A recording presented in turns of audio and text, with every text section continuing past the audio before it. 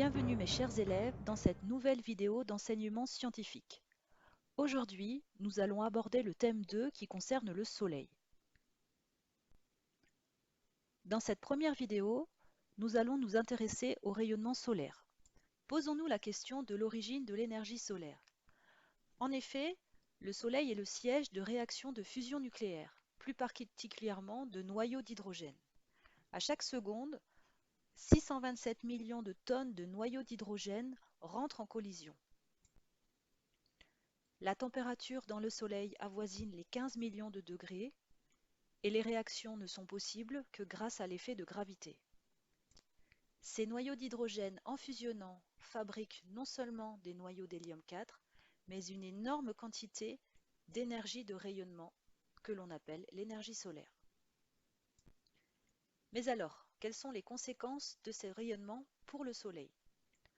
On assiste à une diminution de la masse du Soleil ΔM lorsqu'il émet des rayonnements.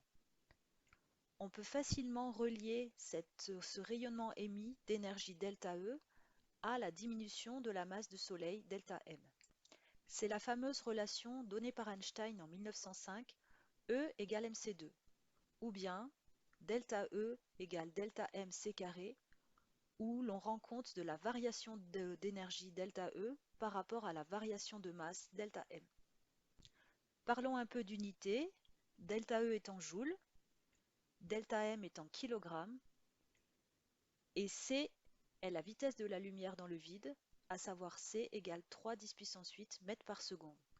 Toutes ces unités sont les unités du système MKSA. Parlons maintenant de la puissance radiative du Soleil. Par définition, c'est le flux d'énergie reçu par une surface de la Terre en une seconde. On peut démontrer aisément qu'elle est proportionnelle à la surface éclairée. En effet, il vous faudra plus d'énergie pour éclairer la façade d'une maison que pour éclairer un caillou ou bien encore le bout de vos chaussures. Étudions un autre paramètre de cette puissance radiative du Soleil. Celle-ci varie selon l'angle d'incidence entre le rayonnement émis par le Soleil et la surface éclairée. Le tableau suivant nous indique que plus l'angle d'incidence entre le rayonnement émis et la surface est important, plus la surface recevant de l'énergie est petite. Le schéma confirme les données du tableau. En effet, plus l'angle d'incidence entre la surface et le rayonnement émis est important, et donc plus la surface recevant l'énergie est petite, c'est le cas du premier schéma. Et dans le dernier schéma, c'est-à-dire dans le troisième schéma le plus à droite, l'angle d'incidence du coup est plus faible. Par conséquent, la surface qui reçoit de l'énergie est plus grande. Il faudra donc prendre en compte trois paramètres pour le calcul de la puissance radiative du Soleil. Premier paramètre, la latitude, qui est liée à l'angle d'incidence entre le rayonnement émis et la surface. Et là, on voit bien dans ce tableau que lorsque l'on est à l'équateur, c'est-à-dire que l'angle d'incidence est de 90 degrés, la surface qui reçoit de l'énergie est beaucoup plus petite qu'au pôle Nord, où l'angle d'incidence n'est juste que de 1 degré. Second paramètre, l'heure. En effet, en fonction du moment de la journée, les rayons du Soleil n'atteignent pas toutes les parties de la Terre. Ceci est dû, en fait, à la rotation de la Terre sur elle-même. Le dernier paramètre est le paramètre saison. Il est dû à l'inclinaison de la Terre par rapport à la verticale.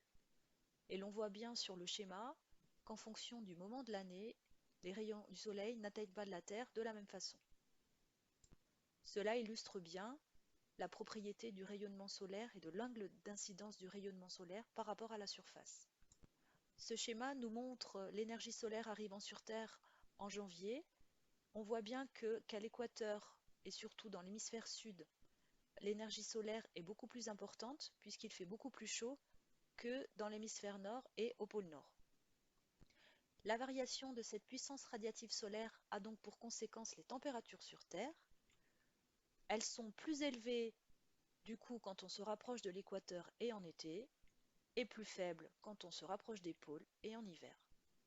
J'espère que cette vidéo vous a plu et vous a permis d'y voir plus clair sur le rayonnement solaire.